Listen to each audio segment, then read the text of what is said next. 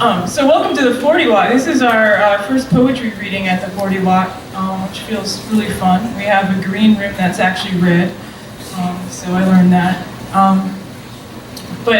So tonight we have Tommy Pico and Morgan Parker, as you all know.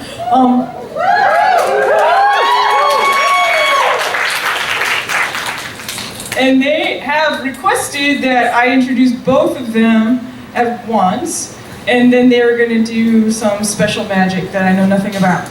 But before I do the introductions of our readers, I just wanted to thank a few people who made this happen. So first of all, I'd like to thank the Georgia Review, and to Jenny Gropp and Laura Solomon for making all of this happen and for doing a lot of the early stuff to get the venue and also the posters and getting our readers on airplanes, etc. To Christine Lasik-White, always anticipating any kind of possible emergency and making sure it doesn't happen and everything runs smoothly. I'm the best! You are the best! A Midwesterner who swears like a sailor. And who else am I thanking? I'm thanking the creative writing program in which I teach. Yes! And I am thanking the Eitzen Chair in American Literature that is going to pay for our dinners tonight. So thank you, I'm assuming Mr. Eitzen, Professor, was he Mr. or Professor? Madame Eitzen, thank you for my steak tonight. Okay, so we shall begin. Tommy Pico's book, IRL, that's internet shorthand for in real life for anyone over 30 in the audience, is a book-length poem written as a long text message. That's what the publisher's copy tells us. But who is the message for? The history of lyric poetry suggests it's written for us, the eavesdropping readers. But IRL's narrator Teebs suggests otherwise. As we follow him on his wanderings through New York City, he hints, "We have no secrets. Read this for me, please. But what then is privacy?" In other words, what is privacy when the archive of our species is composed of text, virtual or otherwise, pleading for witnesses? Our virtual performances, then, Pico implies, are not so different from our lyric ones, and here the two beautifully collide. Story is performance, Teebs tells us, but the poem suggests such performance is only necessary when flesh and blood encounters fail to provide intimacy. Once intimacy succeeds, once the beloved appears in real life, the poem ends. This interrogation of how our virtually mediated world continues and expands poetic tradition is taken up again by Pico in his newest piece, Nature Poem, a work begun skeptically, according to the native narrator. "I can't write a nature poem because it's fodder for the noble savage narrative. I would slap a tree across the face," I say to my audience. But and he just might tonight. But a few lines later, he finds a way out of this dilemma, an escape from the prescribed, perhaps more accurate to say over-prescribed, poetic form allotted him by racialized literary tradition. Let's say, "I literally hate all men because literally men are animals. This is a kind of nature I would write a poem about." And he does. It's the ride he takes us on, where men are animals and cities are deep woods through which our virtual native acts as our persnickety guide. Get in, loser, we're touring landscapes of the interior. In these two works, Pico time and again shows us that our new world, for better or worse, continues the songs of our old one, that believing in the reality of artifice is a game poetry has played from the beginning and perhaps will always play. So why not go along for the ride? Why not keep witnessing performances of life? Why not keep bringing ourselves into being through song? Please welcome Tommy Pico. I feel like I should say contestant number one, Tommy Pico. Yeah. Contestant number two on the dating game. Please. Single and actively mingle. You would be on the verge of Roy Moore. I'm stopping right now. One of the things that I love about teaching an advanced undergraduate poetry workshop every spring is that, this is not a good, is that it draws a large number of fiercely intelligent young women who are deeply invested in creating a poetry that confronts all that's complicated, all that's abject in being female in the world. It was no surprise to me then that they all were in love with Morgan Parker's book, Other People's Comfort Keeps Me Up at Night. I imagine many of them, i.e. many of you, admire the way the bravado of a poem like Boys, Boys, Boys runs its mouth. In California, the dudes are so cute they're stupid, smash natties on the sides of their skulls get me high in back seats and the corners of suburban house parties. It's an admirable performance of sweetly disdainful sexual control, a great tune to hear when you're in a southern town and you've seen your fair share of college boys smashing their own natties upside their skulls. But what keeps me reading is the shift in mood, that another poem stops itself for a moment to say, accidentally sad is the same as very funny, which I can't help but flip to, very funny is the same as accidentally sad. The verb to be lets both be true in a poem like I was trotting along and suddenly proves it's true with the lines, the wind blew 2 empty, beautiful cans of Four Loko past my loafers, so I took a picture with my phone and sent it to Ted as found art. He didn't respond. I remember hearing an interview with Morgan when her newest collection, There Are More Beautiful Things Than Beyonce, first came out. She remarked that when the manuscript was completed, she realized the work spanned the entire Obama presidency. When you read the poem Earth, Wind, and Fire Reunion Tour 2013, in November 2017, and hit the lines, everything's exactly like old times, just like I will always fear, you get the sense Parker knew what was coming, or what was coming had never gone anywhere, was always here. In this collection, Beyonce, as Parker told in an interview, stands for every black woman, this kind of stand-in for everything that we see and are and how folks see us. You get this clearly in the elegance of a poem like Beyonce Celebrates Black History Month. I have almost forgotten my roots are not long, blonde. I have almost forgotten what it means to be at sea. For me, the poems in this book coalesce often as lines discrete, trying to meet and mean together, yet often strangely alone. One line follows me and lingers, especially when I'm discreetly, strangely alone, and then I find myself humming a line like, the gloom of being where you are meant to be. If here's the gloom that we were all meant to be in, alone together through poetry, which is just lines all alone together, I'm glad that Morgan Parker is here to gloom it up with us tonight. Please welcome Morgan Parker.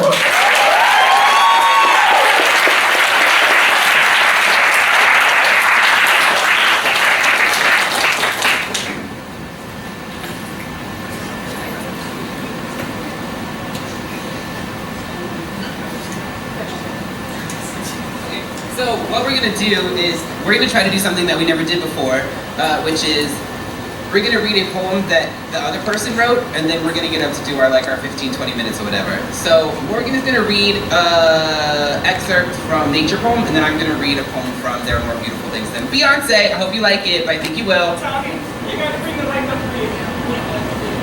Gotcha. See, I know that shit, but I'll tell a loud ass thing. Did you hear what the game was? Yeah. Okay, good. Okay. I can't write a nature poem because that conversation happens in the Hall of South American Peoples in the American Museum of Natural History between 2 white ladies in buttery shawls as they pass a display case of traditional garb from one tribe or another. It doesn't really matter to anyone. And that word natural in natural history hangs. Also history, also peoples, hangs as in frames. It's horrible how their culture was destroyed, as if in some reckless storm. But thank God we were able to save some of the artifacts. History is so important. Will you look at this metalwork? I could cry. Look, I'm sure you really do just want to wear those dreamcatcher earrings. They're beautiful. I'm sure you don't mean any harm. I'm sure you don't really think about us at all. I'm sure you don't understand the concept of off limits. But what if by not wearing a headdress in your music video or changing your damn mascot and perhaps adding 0.05% of personal annoyance to your life for the 20 minutes it lasts, the 103 young people who tried to kill themselves on the Pine Ridge Indian Reservation over the past 4 months wanted to live 50% more? I don't want to be seen generally. I'm a natural introvert. And I definitely don't want to be seen by white ladies in buttery shawls. But I will literally die if I don't scream. Thank you, Morgan. Let's give her a round of applause for that. Do you ever like hear things that you wrote back to you and you just hear it differently? I feel like I understood that in a way that I never did before. That's what happens when a master reads your shit. Okay, so from Morgan's book, I'm gonna read the titular poem. I love saying that word. Please wait, or there are more beautiful things than Beyonce. Please wait to record Love Jones at 8:48 Saturday on BET until your life is no longer defined by Beyonce. Ants crawling over fallen leaves, little pieces of dog shit, empty chicken boxes glowing with the remembrance of Greece. There are more beautiful things than Beyonce. Self-awareness, leftover mascara in clumps, recognizing a pattern. This is for all the grown women out there whose countries hate them and their brothers, who carry knives in their purses down the street. Maybe they will not make it out alive. Maybe they will turn into air or news or brown flower petals. There are more beautiful things than Beyonce. Lavender, education, becoming other people. The fucking sky. It's so overused because no one's sure of it. How it floats with flagrant privilege and feels it can ask any question. Every day its ego gets bigger and you let that happen. But one day, your shit will be unbelievably together. One day, you'll care a whole lot. You'll always take vitamins and exercise without bragging, and words will fit perfectly into your mouth, like an olive soaked in gin. The glory of an olive soaked in gin and its smooth smallness. A gloss will snowfall onto your cheeks, the top of your lip. The sidewalks will be the same, evidenced. Combing your records, you'll see the past and think, okay, once I was a different kind of person. Thanks.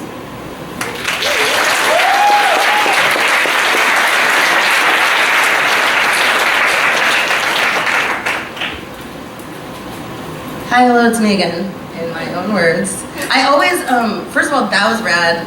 Thank you. Thank you. For letting me hear my poem differently, and we should always do that. I always, whenever I read that poem, I always feel compelled to tell the audience that I wrote it in the bathtub. I don't know why, but it just like feels really like necessary to anchoring the experience of reading that. Did you take a bath, by the way, earlier? Yeah. It was purple. I know. It was amazing. Love a lavender bath. All right, I'm gonna read some poems, and then you guys can hear my soulmate read other poems. All they want is my money, my pussy, my blood. I am free with the following conditions. Give it up, gimme, gimme. Okay, so I'm black in America, right? And I walk into a bar.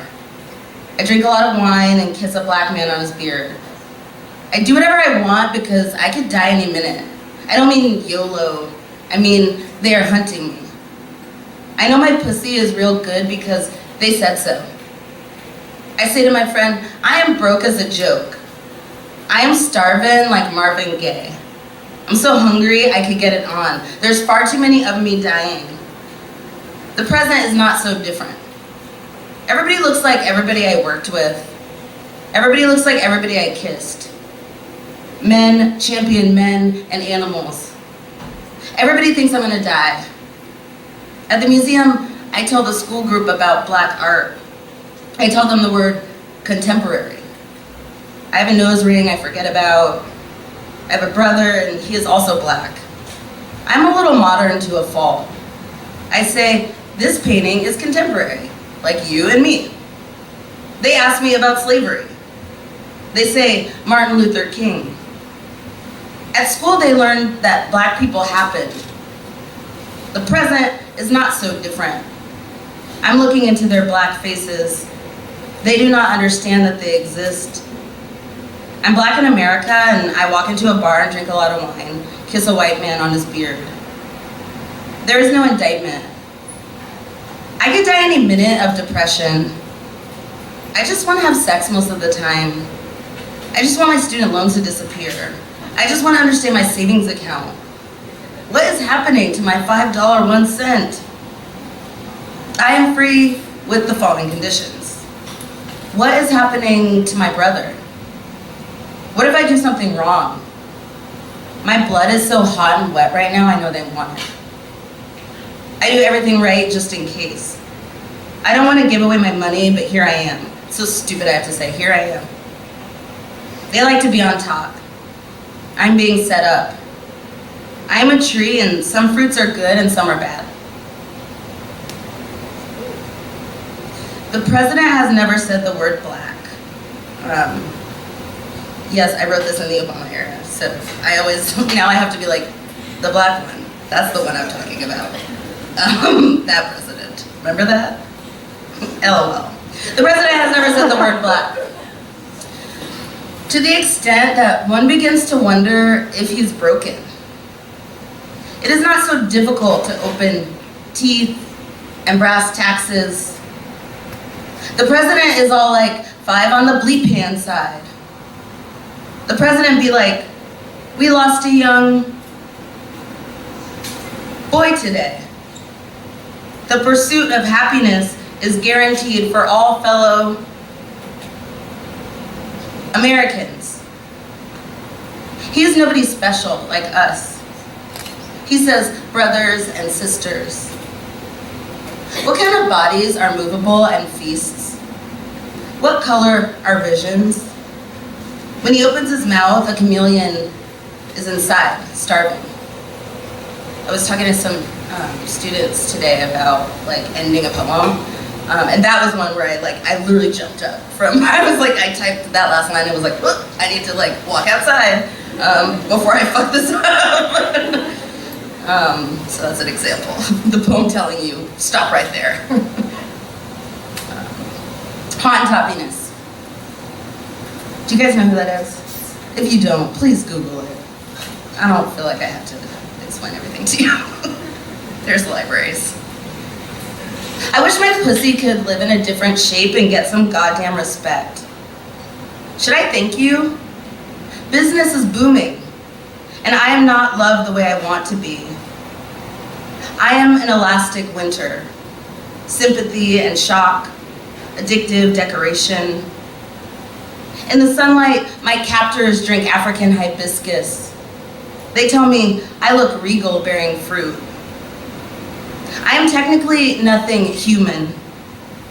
I will never be a woman. Somewhere in my memory, I was held by a man who said I deserved it. Now, I understand. No one worries about me because I'm getting paid. I am here to show you who you are, to cradle your large skulls and remind you, you are perfect. Mother America, unleash your sons. Everything beautiful you own.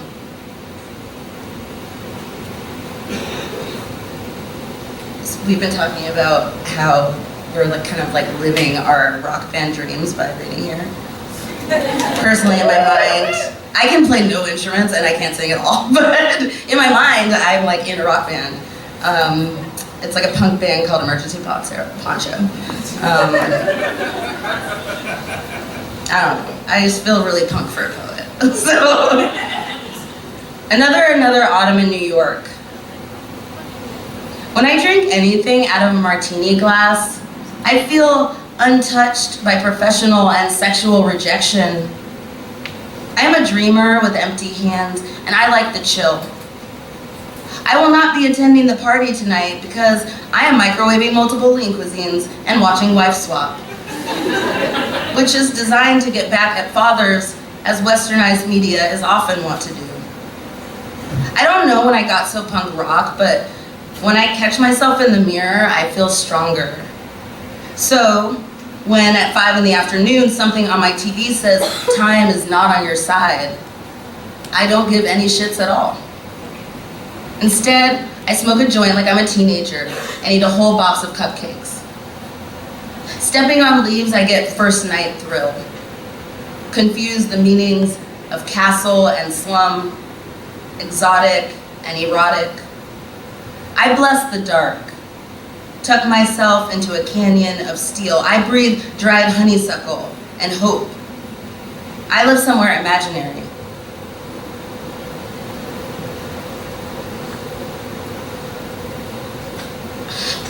Welcome to the jungle.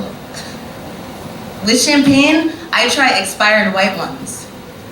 I mean pills, I mean men. I think I'm going crazy sometimes. Really, you think I'm joking? I'm never joking. All men have been created equally to shiver at the thought of me. It's something I used to think but forgot or got drunk, tried smoking something new, put on a wig, made a scene, threw up in someone's living room, cooked too much food. Every time. Can someone just give it to me when I get home? I know the answer is probably cleavage. Cleavage, all the boys I know holding my arms down, taking off my bracelets with their white hands. I've pissed on a sidewalk in Midtown, watched a Joan Crawford movie at dawn. Art is nice, but the question is, how are you making money? Are you for sale? People in movies are always saying, I can't live like this. Packing a little bag or throwing down their forks. I mean it. One of these days, my whole body might just go away, like just standing in line at Whole Foods or Purgatory. I wish I were a dream for you to suck on. Once I got 4 tattoos. Cut off all my hair, dyed my hair blonde, had a party, had 50 parties, looked for Jupiter and Venus in the smog, painted and repainted my nails. What can they do for you, sir? The question is, where the fuck is the sun? The answer is tiptoe into the park at midnight, pretend it's green like home.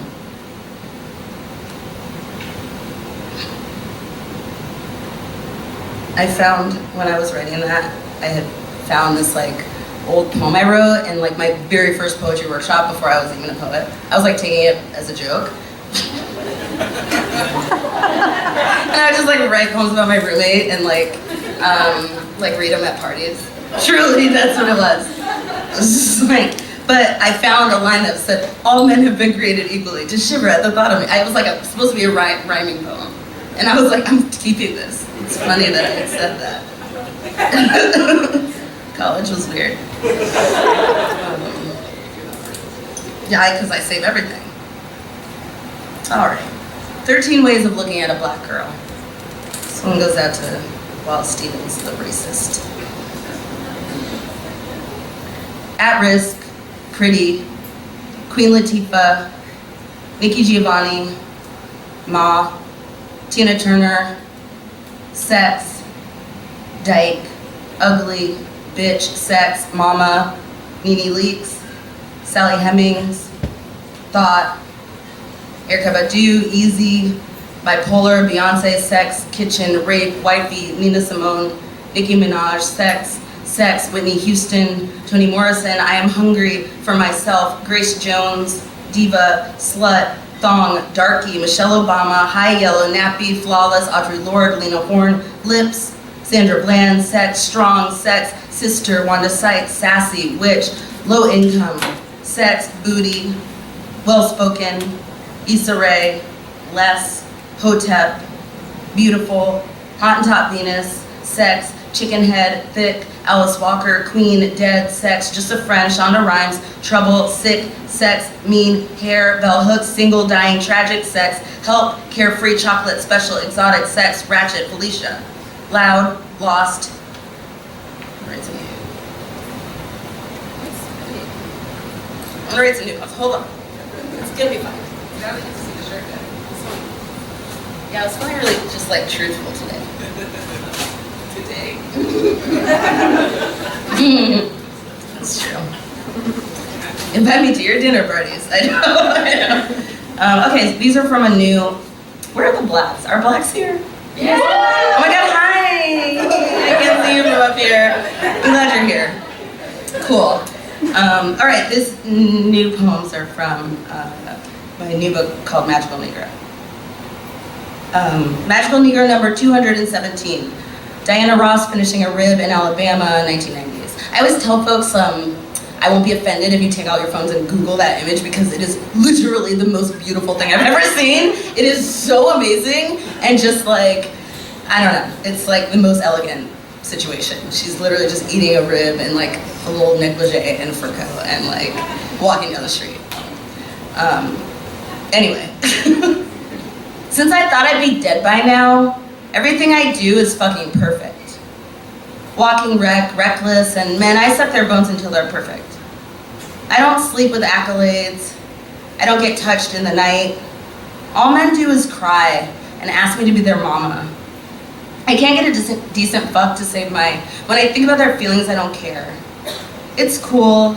It's cool. Come to mama. There is so much death here.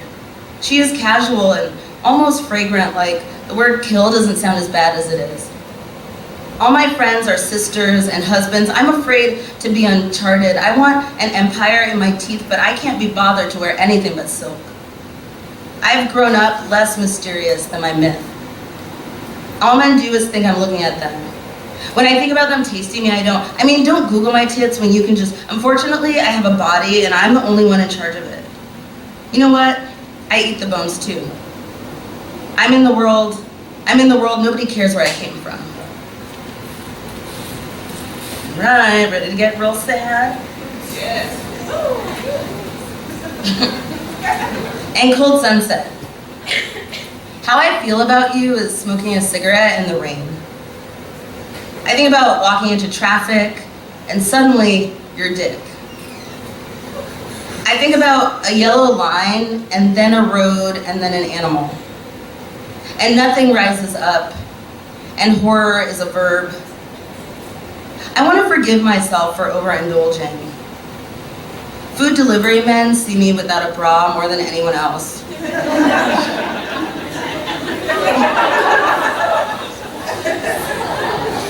My body is an argument I did not start. In a way, I am not aware who made me. I bow down to a deep plea. When strangers call my name, I feel like a white girl.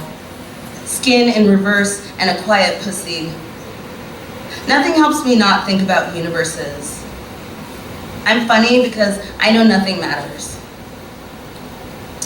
This poem is from Michael Brown, because the New York Times says, Michael Brown, 18, due to be married on Monday, was no angel. It's called, Let's Get Some Better Angels at This Party. The same thing over and over. You drink the sickness, you fuck it out, don't even trust this air. You always thought angels were the night. You didn't sleep, appeared at the foot of your mom's bed, reeking of Nana's perfume. You saw and kept seeing. You let them make a crescent of your spine. The ghosts you said are my kin, the angels you said are just like me. There's one who looks like your brother, one who sips from wooden spoons in Nike shorts and pours rum into his brown on the stoop. There is one who brings the weed.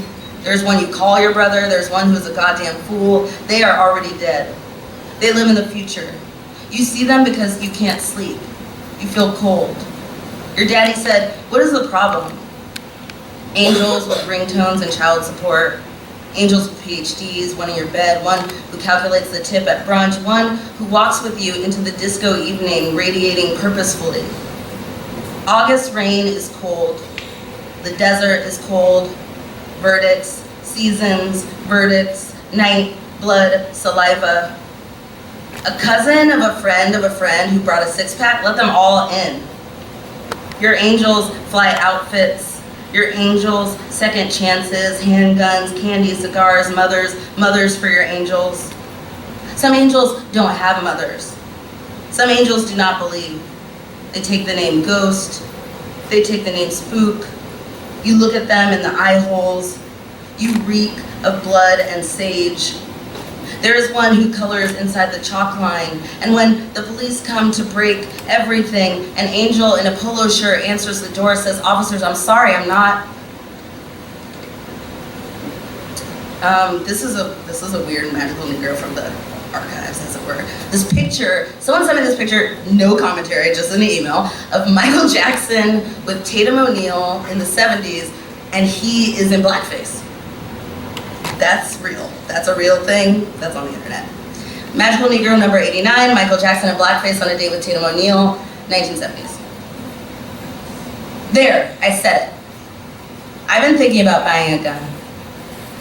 There's a precedent for my kind, and it doesn't end. My sense of time and condition is always 6 months to 8 years ahead, or 2 days to 150 years behind. To be safe, I remain in a state of repentance. Our song plays in the grocery store. I can't help it. I'm picking out parsnips. I imagine telling my dad I'm buying parsnips and laugh at the way he would say, "Girl, don't you know you're a Negro? What in the hell?" A confession is, in this moment, I do not know precisely how parsnips taste, only that I've had them before, some dinner party, some new American Brooklyn situation, and I was delighted, lifting my glass to toast a Gruner for no reason in particular except I approximate myself as something to celebrate. I could go on like this for decades. Dress up is what we call blessed. I only get turned on in hiding, shoulder to door jam, and maybe a rifle. We are scared shitless to leave the house as ourselves, and we like it that way. Isn't repentance always a question? The glass is all the way empty now. I'm desperate as Motown snow, something hissing in my palms. I can never ever stop thinking about Fred Hampton and youth and how it ends. Grown up is when the other you eats you, when what you allow is a monster.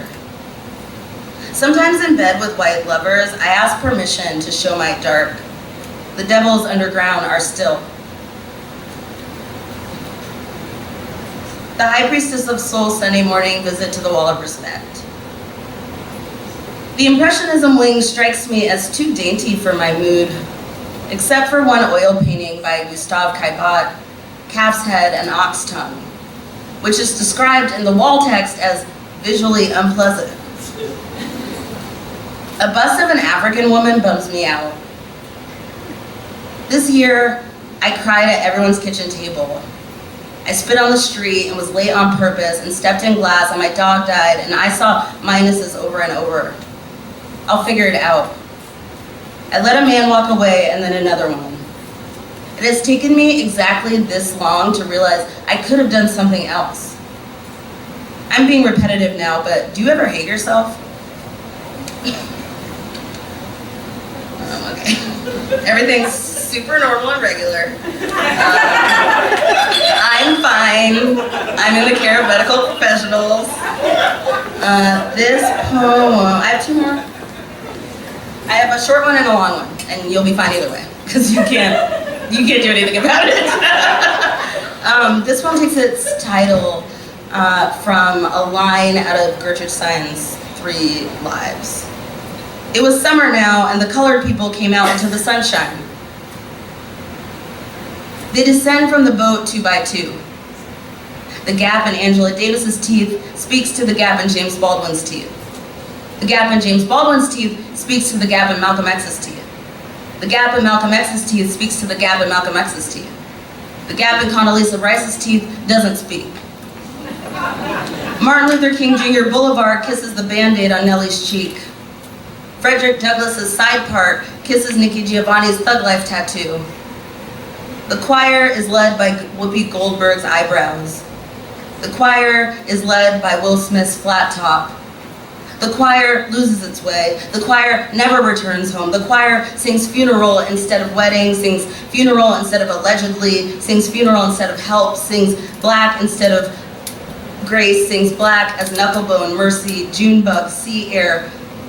It is time for war. Thanks for doing that with me, because I've never read that out loud. All right, this is a long one, but again, you'll be fine. Don't at me. It's a poem called Matt. For all intents and purposes, and because the rule applies more often than it doesn't, every white man or boy who has entered and fallen away from my particular moderate life has been called Matt. Not Dan, rarely Ben, never Matthew. Matt smokes unfiltered Pall Malls because Kurt Vonnegut did. We talk on MySpace because he goes to a different high school. Matt's in love with someone else, but I can tell he's still interested in me. Matt and his girlfriend aren't really together. Matt doesn't have a condom, so we can't. Matt also doesn't have a condom, so we can't.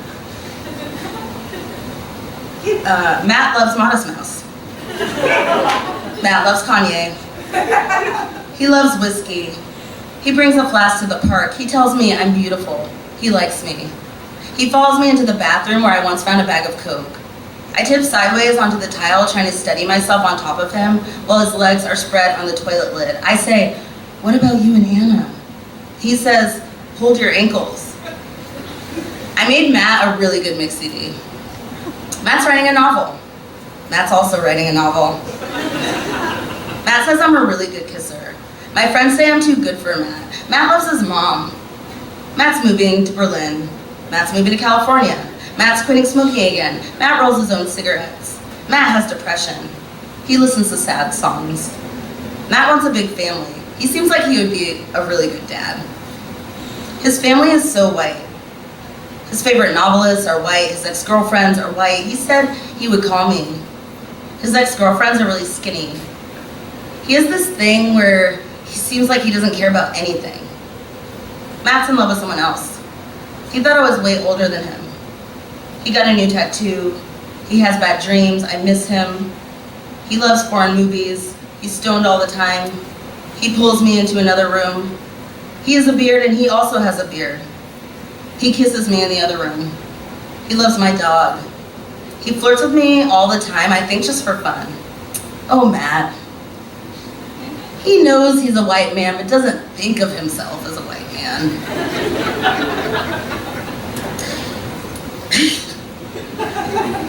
He doesn't know what to do with his life. He floats. He is young. He can afford to be cool. He wears a lot of flannel. We're just friends. He's nervous about commitment. He's nervous in the elevator when he touches the small of my back. He's nervous on the roof. I'm nervous taking his hand because people can see us.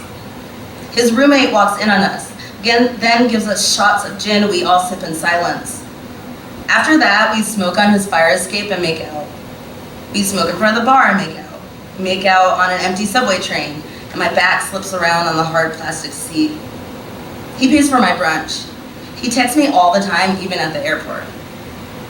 He's breaking up with his girlfriend. He and his friends are drunk in someone's apartment in Queens. What am I up to?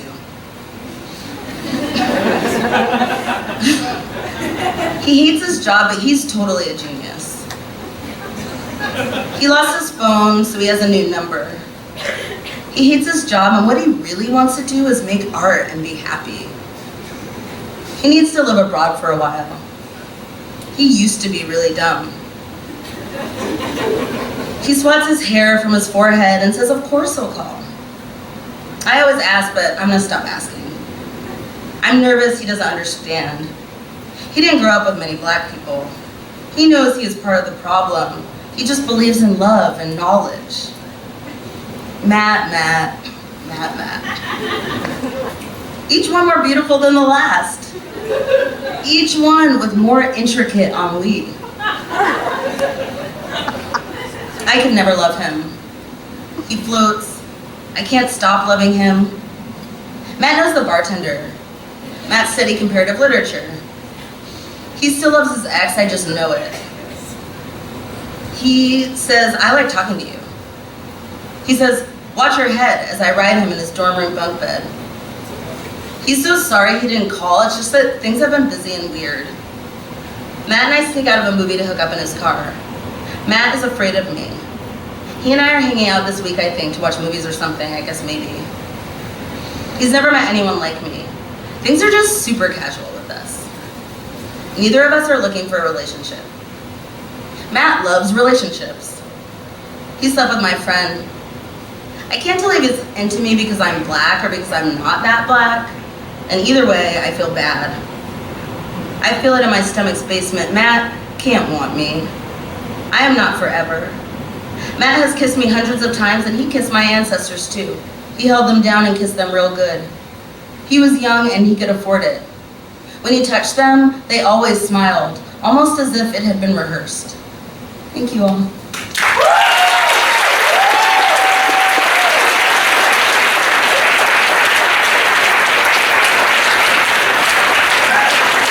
Keep it going for Morgan fucking Parker, god damn it.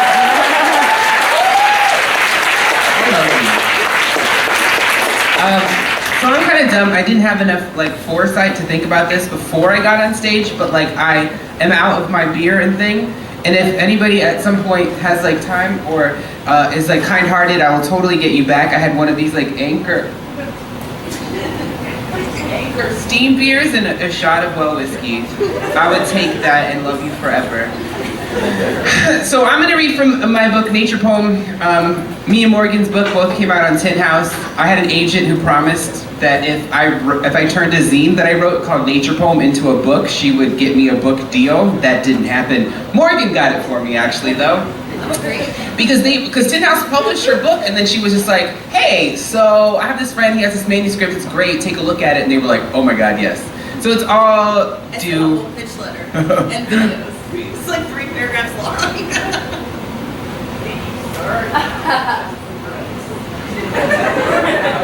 Athens is real nice. So I wrote that shuttle over here from the airport wasn't nice though.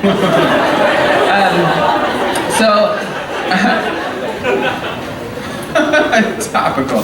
So I wrote a book called Nature Poem that was kind of like, I had been at, so I had finished my first book and I was at a bar, I was getting ready to leave town and not come back for like 2 months because I didn't want to do anything because I've been writing IRL for 4 months straight, like spending every single day in an office while all my friends were at the beach, they were all in the mountains, or they were all at the river, or they were all abroad or whatever, they were all taking Instagram pictures of it, so I was just like sitting in this office by myself, swiping through, hating everybody, but being like, all right, so at the end of this summer, you'll all have memories, right? But I'll have a book, and I'll have next summer too. So yeah, I finished that, and I was just like, I'm gonna get out of town, I'm not gonna do any writing. I gave my manuscript to 4 friends of mine, one of whom was a poet, one of them was a short fiction writer, one of them was a songwriter, and one of them was a playwright. And I was just like, all of you, can you take a look at this thing? I can't be in the same town as you right now because I cannot imagine somebody taking a look at my writing while I'm like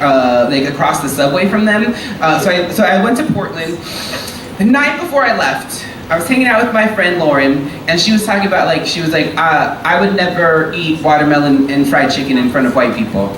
And I was like, because we were joking, but we were also talking about stereotypes and stuff. And I was like, you know what? I would never write a nature poem because that is so expected of Indian people, of American Indian people. We were considered to be one with nature because it was easier for imperialists to kill us, because if we were just another feature of the land, you could mow us down just like the grass and nobody would care, right? And as I was explaining this to her, on his mark, this white man pivoted around and was like, what are you talking about? You can't write a nature poem. You could write anything you want to. Why would you limit yourself? And I didn't engage. White man proverb number 422. Why are you limiting yourself? You can do anything you want. And I didn't engage with this person because I'm not getting paid by this person, but I did remember it. So then when I went to Portland the next day, I was just like, my goal was to sit on a porch, pet kitties, and drink wine for a month or 2 weeks or whatever. And I was good at that for 2 days, and then on the third day, because, and me and Morgan talks about this a lot, we're just people who are really, really bad at relaxing. We're not like really, really bad at too many things, but like we're really, really bad at relaxing. And so on the third day, I was like, what do I do now?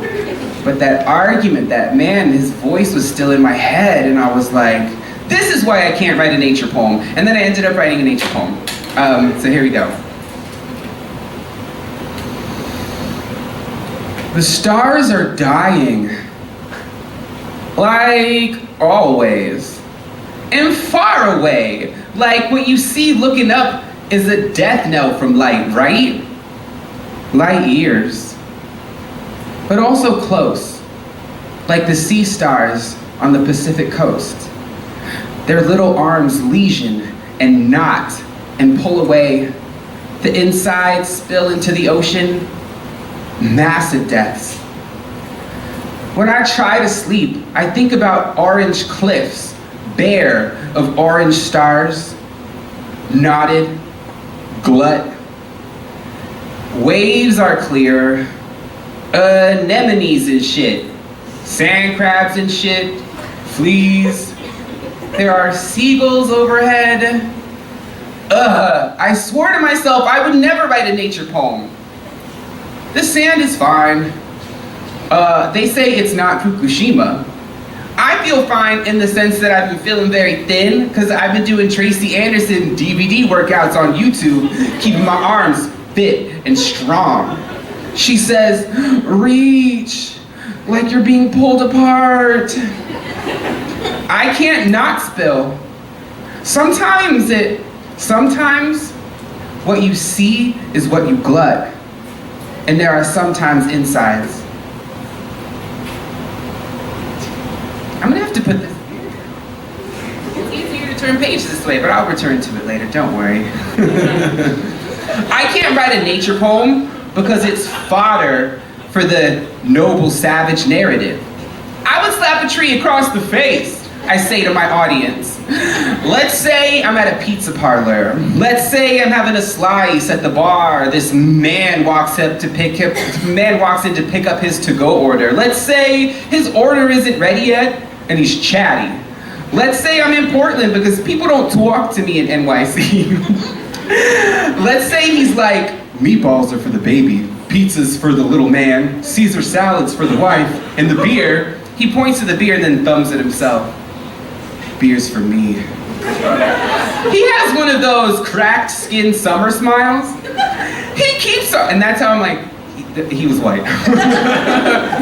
He keeps talking like I want to hear him, like he's so comfortable, like everybody owes him attention. I'm a weirdo Indian faggot. He puts his hands on the ribs of my chair, asks, do I want to go into the bathroom with him? Let's say it doesn't turn me on at all. Let's say I literally hate all men because literally, men are animals. That's the kind of nature I'd write a poem about. Cat, it's fine. You know, sometimes you're like ambitious, you're like, maybe I'll do that one, and you're like, nah. Okay, when James hugs me hello, he stoops because he is very tall, nuzzles his forehead into the hook of my neck, takes a big long sniff, and then growls, soft and low. James is a stone cold dummy, but when he does that, if this was an 80s hairband musical, 80s hairband music video, big difference. I would totally groupie, would toss my freelies onto the stage of James.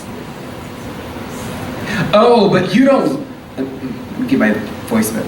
Oh, but you don't look very Indian. Is a thing people feel comfortable saying to me on dates. What rhymes with fuck off and die? It's hard to look like something most people remember as a ghost, but I understand the allure of wanting to know. Knowledge, or its approximate artifice, is a kind of equilibrium when you feel like a flea in whiskey. I used to read a lot of perfect poems. Now, I read a lot of garbage by A.R. Ammons, and the old mysteries avail themselves of technique. It's disheartening to hear someone say, there's no magic left, because I love that YouTube of Amy Winehouse singing Love is a Losing Game at the Mercury Prize ceremony, and yesterday I overheard that Brooklyn means broken land. There aren't many earthquakes in the city, but there's the fault line of my head that I'll always live on. Pain is alienating, but blue breath breaking on a voice is the kind of magic that makes people believe. What, I learned to ask, does an Indian person look like exactly? Gay men are the worst. This is scientific. Gay men are the worst people ever. Because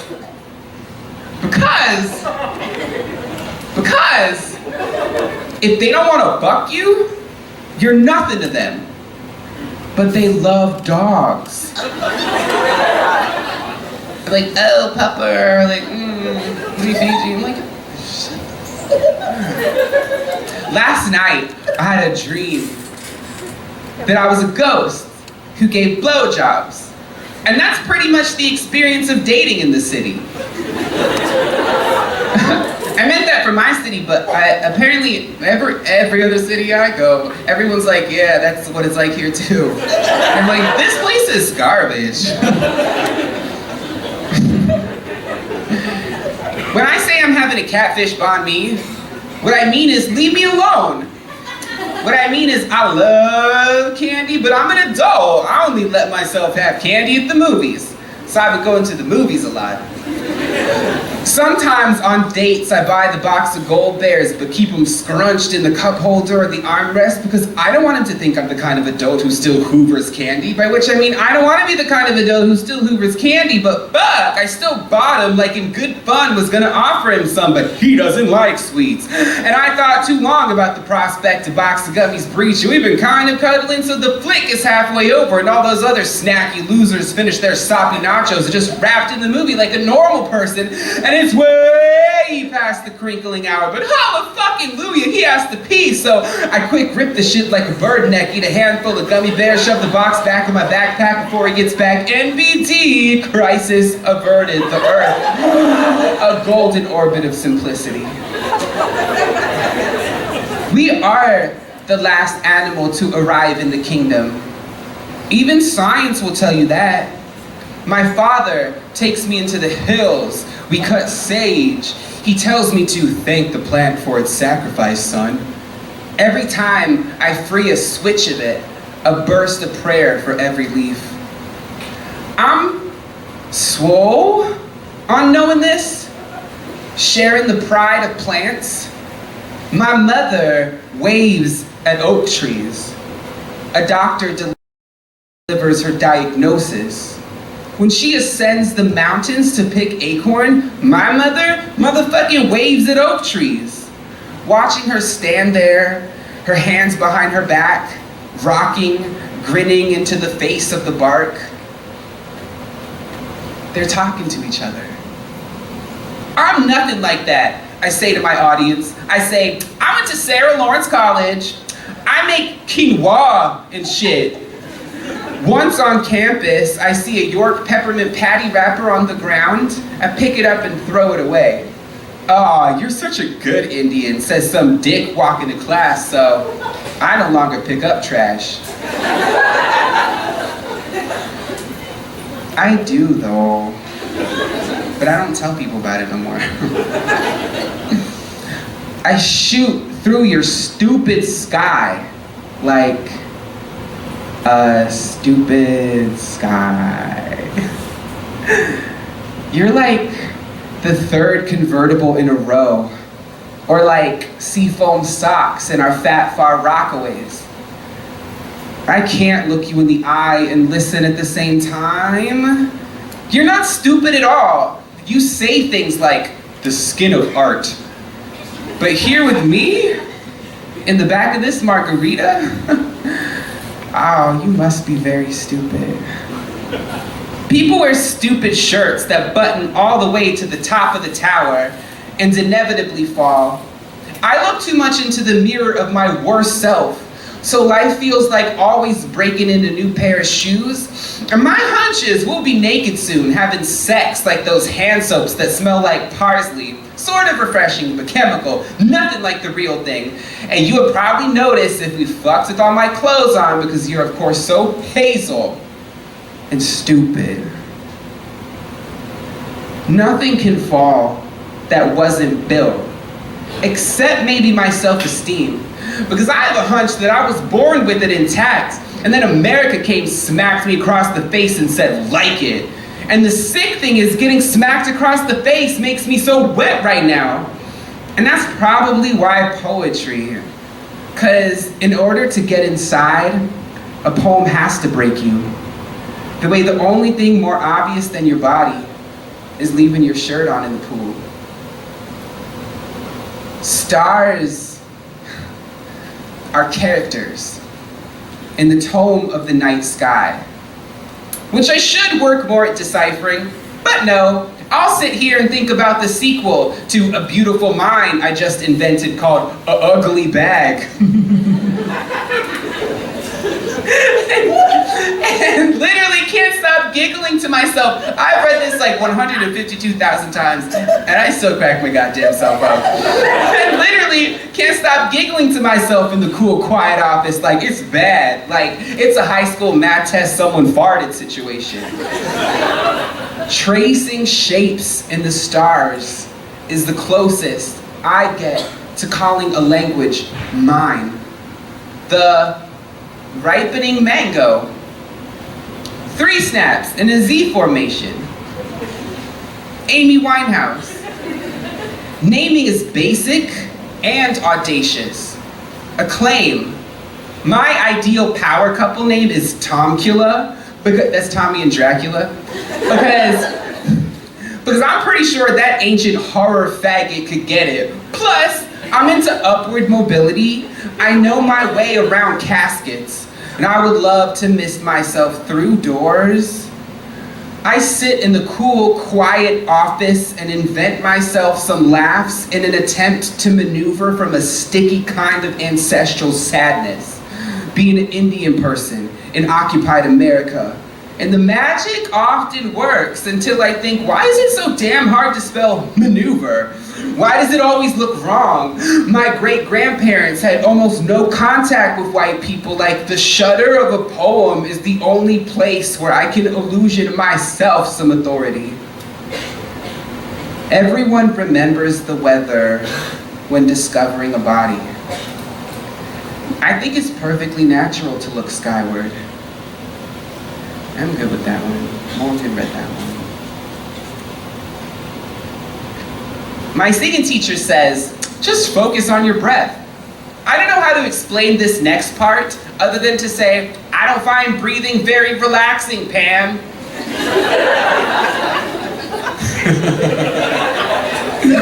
Can't you see I'm trying super hard not to focus on my breath?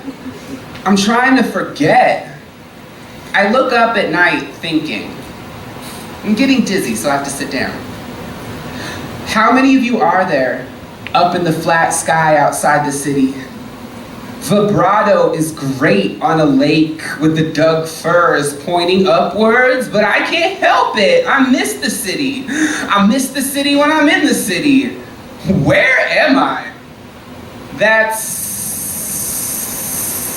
Okay, that's fine, Pam says.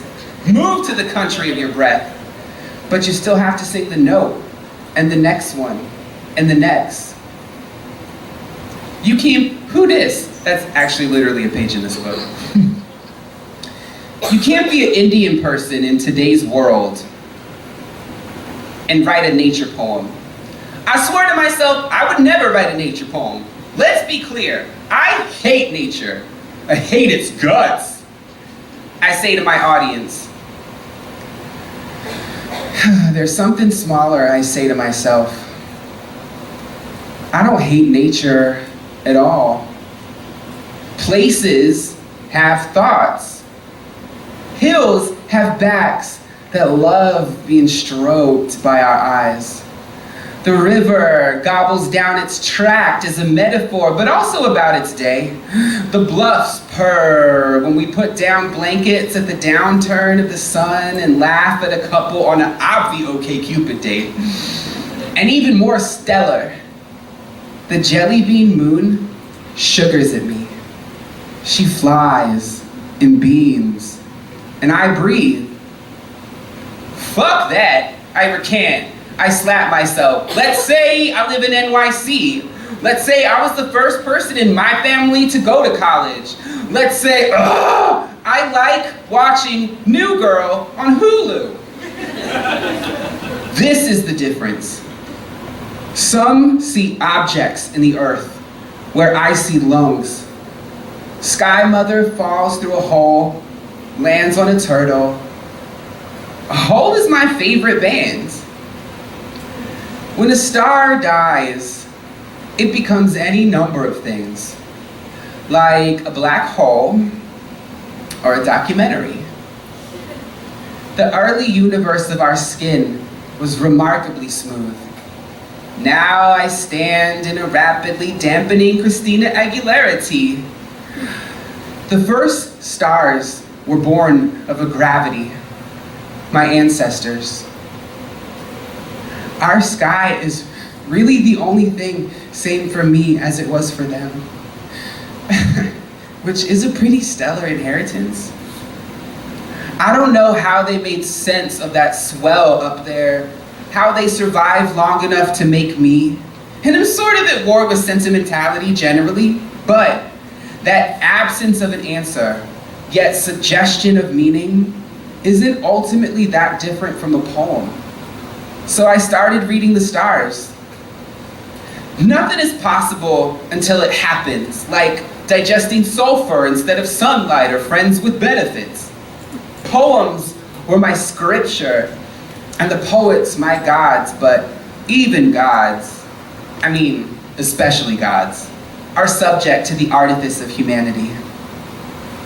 I look up at the poem, all of them up there in the hot sky, and fall into the water, a stone. What if I really do feel connected to the land?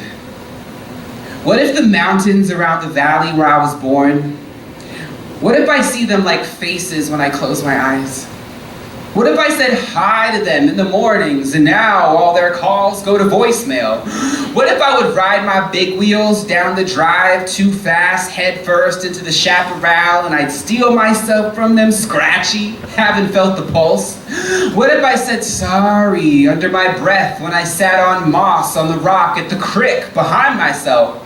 I would look like a freaking moron basket case. I get so disappointed by stupid Indians writing their dumb nature poems like, grow up, faggots. I look this thought full in the face, and I want to throw myself into traffic. Admit it. This is the poem you wanted all along. It's hard to be anything but a pessimist when you feel the earth rotting away on so many homepages, and Taylor Swift is an idiot, and cigarettes cost an arm and a leg. I'm on a porch. I'm petting kitties. And there's lavender in the air. The sun is over the hill, and my friend Roy knows the names of all the plants in his front yard. One of the kitties is named Witch Baby, and she likes to perch around your neck. The air is clear, and all across Instagram, peeps are posting pics of the sunset. Thanks.